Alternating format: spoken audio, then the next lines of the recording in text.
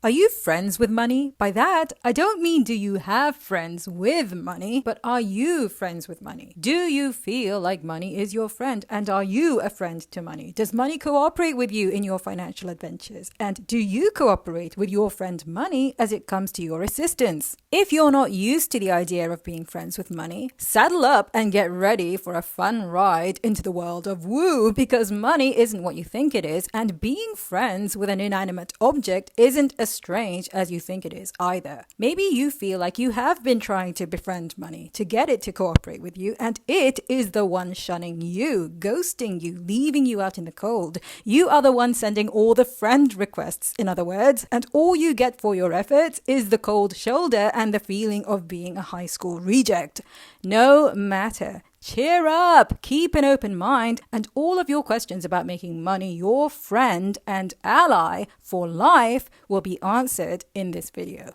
Here's the truth. Whether you think you do or you think you do not, you have a relationship with money. You are in a relationship with money. You are. You know how I know this? 2 reasons. A, because you are alive, and B, because you have an awareness of money. You have thoughts about money, thoughts and feelings. The fact that you have thoughts and feelings on the subject of money means that you are relating to it in some way. Every thought you think and every emotion you feel on the subject of money is you relating to money. You positioning yourself in some way in relation to money, whether it's in the thought that you have money and lots of it, that you have some money but not enough of it, or that you have no money and are in desperate need of it in order to pay off a mountain of debt. Every thought you think on the subject of money is you engaging in a relationship with money. The question is, what kind of relationship is it? Is it a good relationship? A steady and secure and friendly and cheerful and exciting and happy and loving relationship? Or is it a relationship that is fraught with red flags, from ghosting and stonewalling to neediness and clinginess and insecurity, not to mention rudeness and coldness and rules and ultimatums and broken promises, all of which leave you feeling desperate and worn out and abused, like you have been put through the ringer? Is it a friendship, or is it more like a relationship between foes, mortal enemies even? Are you attracted to each other, or do you seem to repel each other? Is money a joyful presence in your life, or just a necessary evil and even a downright pain in the butt? Do you value your relationship with money? Because like I said, you do have a relationship with money, whether you think you do or whether you think you do not. At any given moment in time, you are in some sort of relationship with money. Whatever relationship you currently have with money, it is something that can be nurtured. You can cultivate a friendly relationship with money, an easy and effortless and fun relationship with money. And you start by paying attention to every word you speak and every thought you think on the subject of money. By paying attention to the way you feel when you relate to the subject of money.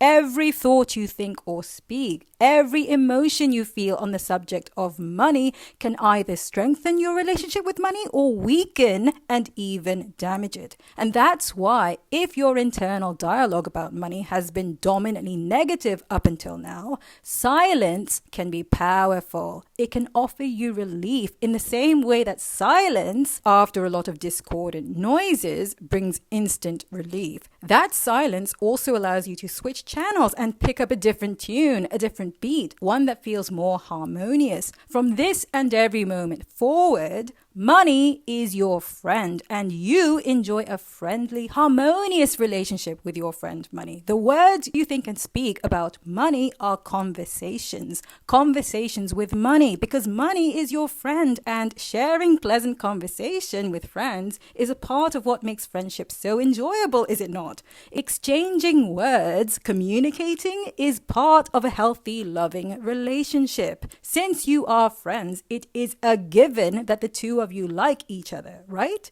You like money, and money likes you too. So in the course of your daily life, when money shows up in your life, How do you greet it? Do you think or say things along the lines of, "Oh, finally, thank God, I thought the money would never turn up. I was so worried. Geez, if only I'd gotten the money 2 weeks ago when my credit card bill was due, then I wouldn't have been charged for late payment. Now I have to pay even more than I would have if the money had come sooner.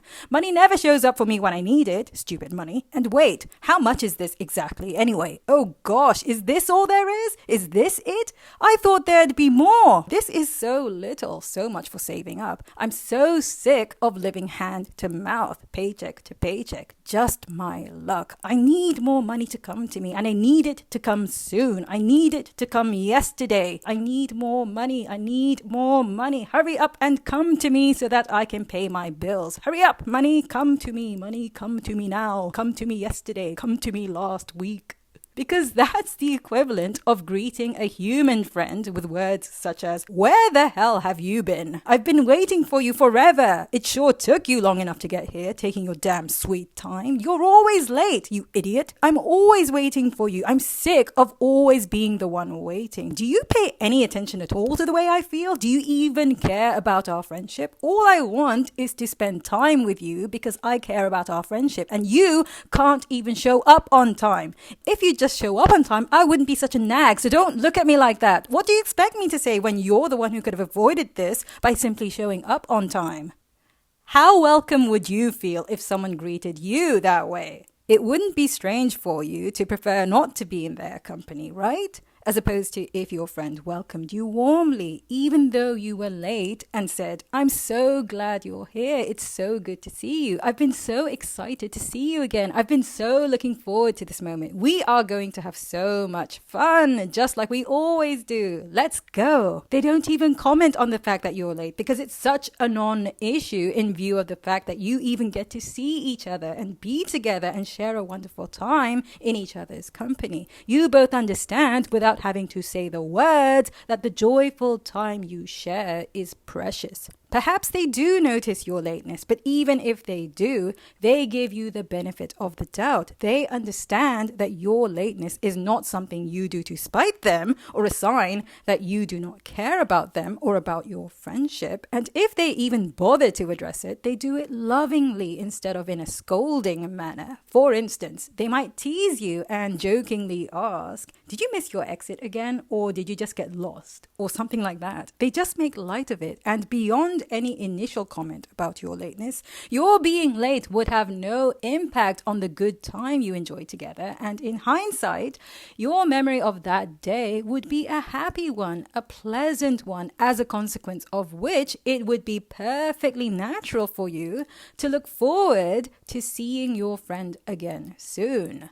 A friend like that, you appreciate how warmly and kindly they treat you, even when they could choose not to be so kind, even if he or she could have chosen to seize the opportunity to put you in your place for daring to do such a disrespectful thing as to show up late.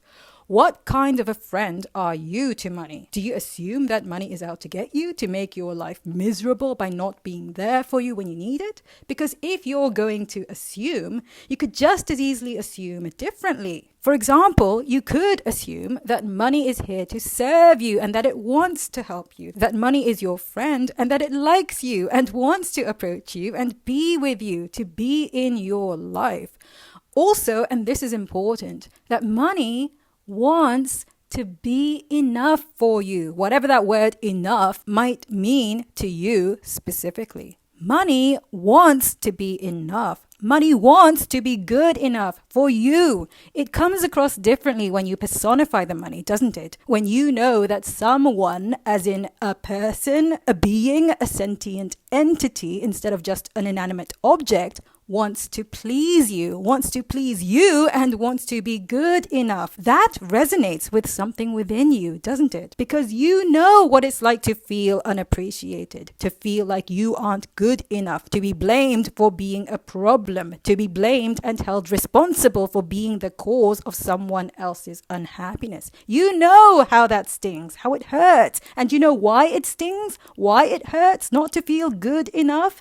Because somewhere in your soul, soul, you also know what it's like to be appreciated rather than blamed and resented, to feel loved and adored and praised and cared for just for being you, to be good enough without even having done anything to earn it, to know your own inherent worth, in other words, because somewhere within your soul, you know that you are good enough, that your existence, your life has inherent value that was given to you and received by you freely without you having had to earn it or pay for it in some way, even if nobody in your life has ever actually treated you with that sort of unconditional love and appreciation. You know this to be true. You have some idea of how wonderful it feels to be loved and appreciated just for being you. There's no way you could ever feel bad about not being good enough otherwise. Life has inherent value, and yet it also comes free, doesn't it? You didn't pay anyone for the right to be born, for the right to exist. You received your life for free.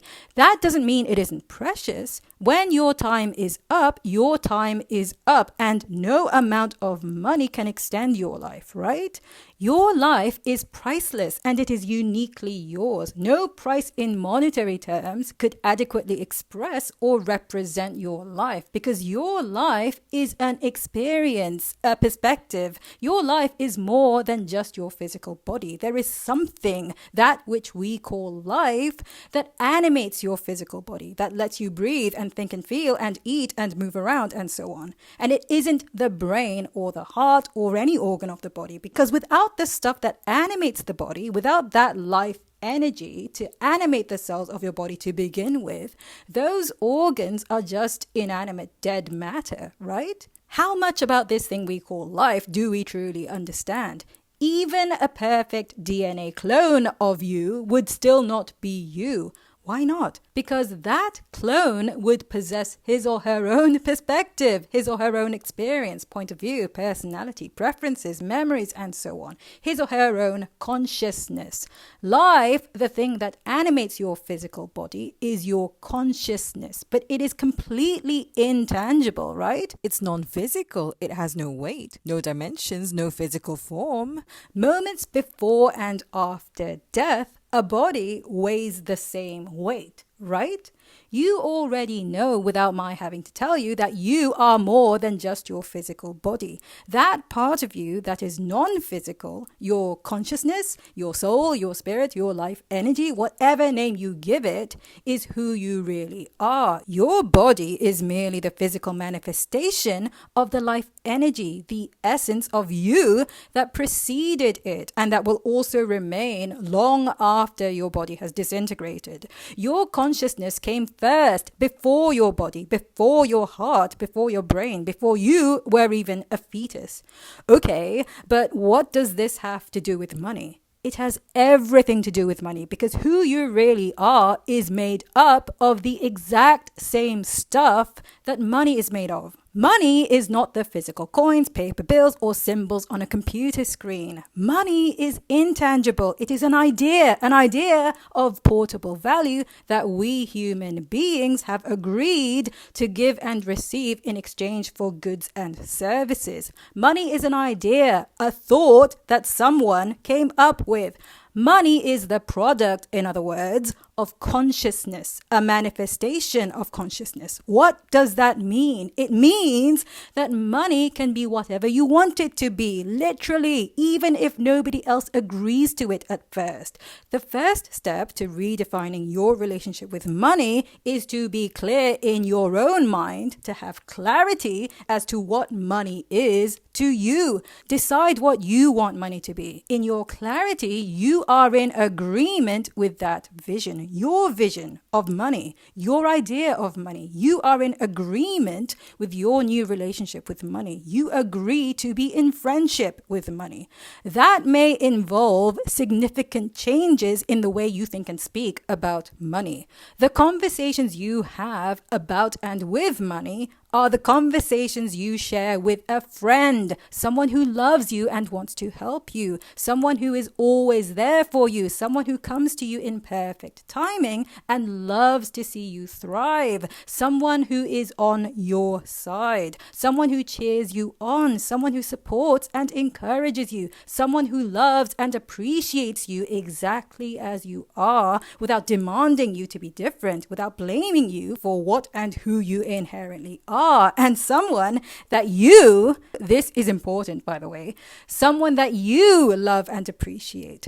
Instead of demanding that money behave itself and come to you, instead of needing your money circumstances to change, love and appreciate money for the way it is showing up in your life right now already. Love and appreciate the presence of money in your life now, rather than mourn the absence of money in your life right now. See the money that is present in your life as enough, no matter how little that amount is. See it as enough. Love and appreciate and nurture that little amount. Okay, but what if what you have is zero? What if money is not present in your life? What if all you have is money that you owe? What if all you have is debt? What if there is nothing there for you to love and appreciate? Remember that you are in a new relationship with money and that money is not the physical coins, paper bills, or symbols on a screen. Money is an entity just like you. Money is energy just like you. Money is a person and money is your friend. Money loves you. Money wants to come to you and help you. Money wants to please you and money is doing its best. You no longer think blameful thoughts of money, such as you are not there for me, so I cannot love and appreciate your presence. Show up and be there for me, and then I will show my love and appreciation. Such thoughts are conditional. You are withholding your love and affection in order to get the money to behave the way you want it to. You can continue to do that if you want to, and you don't have to. You could think and speak different words. You could think and speak words that are unconditionally loving and appreciative. Now is a fresh start. Whatever you have is enough, even if it is zero, even if all you have is debt. Money is your friend. If you know your friend loves you and he or she is late in coming, do you automatically assume that he or she has abandoned you, that he or she does not care about you, or do you give him or her the benefit of the doubt? What you assume when conditions are less than ideal reveals the nature of your state of being. What you assume when conditions are less than perfect reveals whether you are being conditional or unconditional. In other words, there would be no need for trust, no need for faith if conditions were always perfect, if friends were never parted, if there were no division, no separation. That is not the world we live in. We live in a physical world, a world with physical limits, a world that is perfectly imperfect and constantly changing. Physical conditions are temporary. Spirit is eternal. Do you think and feel in the spirit of friendship? Or do you think and feel in terms of what you can see, hear, smell, taste, and touch in the moment? Do you allow current physical conditions limit the vision of your friendship, or do you not? Okay, so you have a mountain of debt though. Let's get real for a moment. Back to earth. You don't have to be a practitioner of woo to think and feel lovingly and appreciatively of debt. You don't. Being a practitioner of woo offers you more options and leeway to playfully unleash your imagination, but you can be perfectly sane and logical and sensible and still love and appreciate being in debt. You can. Don't believe me? That's your choice. You are always free to believe that debt is a terrible thing, something to suffer and complain about. Here's an alternative view, one that you can accept and permit to be true for you or not. Debt is a sign of someone's trust in your ability to make payment. You have debt because you are someone who is capable of making payment. The potential for making good on that debt is within you. Debt can also serve a useful purpose for the debtor. To be in debt, to have allowed debt to accrue in your name, means that you have received something of value. That is why you owe that debt to begin with. You are someone who is worthy of receiving things of value. Otherwise, you would not have received that thing. To be in debt, to have allowed debt to accrue in your name, is also to have given your promise to pay and make good on that debt.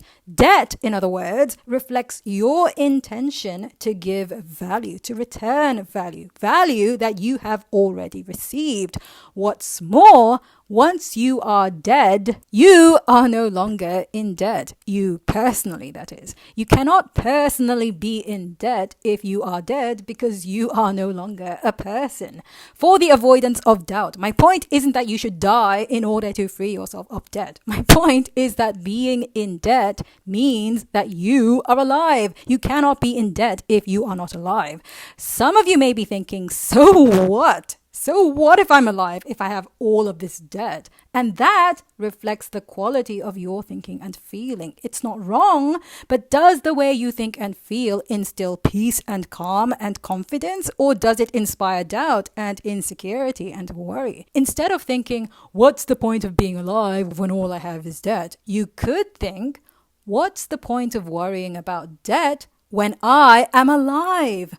What do you value more, money or your life? As long as you are alive, anything is possible. All things are possible because you are alive, because you are conscious, and because by virtue of the quality of your thoughts and feelings, you are capable of attracting and manifesting favorable money conditions into your life, or of repelling them. You are free to despair no matter what. You are free to refuse to allow yourself to feel uplifted, encouraged, or inspired. You are equally free to be happy and content no matter what, to refuse to allow yourself to be brought down, disheartened, and discouraged. You are free. When you appreciate what little you do have, even if all you have is debt, you know that being alive means there is always the promise of more, that being alive means there is always hope, and wherever there is hope, there is a place for you to put your faith and confidence and trust. The choice is yours. When you appreciate what little you have, what you have grows more. It is inevitable. It is law. What you appreciate, you appreciate. Where your attention goes, your energy flows. What you pay attention to, you attract more of. The little you have thrives and grows the way a small child thrives on the praise and loving support of its parents. When you appreciate your debt, it isn't your debt that appreciates. It isn't your debt that grows. That is a misunderstanding of the law of attraction, the law of assumption, the law of appreciation. What you are cultivating and practicing when you appreciate your debt are your feelings of appreciation. And it is those feelings of appreciation that eventually attract and manifest your flow of abundance. Debt itself is neither good nor bad. You are always in some debt as long as you are alive, because to be truly abundant in money is to flow money, to have cash flow in and out, like the air you breathe. The question is one of balance. When you appreciate debt, you are appreciating and cultivating the presence of money. When you worry about debt, you are appreciating and cultivating the absence of money. In other words, the more financially secure you feel now, regardless of conditions, the more financially secure you become. The richer you feel now, regardless of your current money situation, the richer you become. Because the richer you feel, the more confidently you behave. It isn't that you sit at home meditating all day, muttering affirmations about how rich you are, although that is one possible expression of your richest, most abundant life. It's that when you feel rich, you receive impulses to take action in ways that are fun and inspiring to you, whether that means to go get a job at your dream company, or just to sell your vintage Barbie doll collection, or to write a book of poetry and send it out to the publishers, or to pack up your things and go live a life of total renunciation out in the wilderness, where you make yourself at home and enjoy meditating upon your newfound sense of peace, and where you end up, funnily enough, speaking words of affirmation to the birds and the bees and the flowers and the trees about how goddamn rich you are. When you take action in the energy of hope and excitement and passion, in the unconditional spirit of love and appreciation, in other words, not only do you feel invincible and unstoppable in the doing of the things you do, your emotions will not be able to help but manifest into physical things that match the energy you are emitting, because physical manifestations, such as big piles of money and other evidence of prosperity and abundance, are nothing more than the natural, inevitable consequence of the way you think and how you feel inside.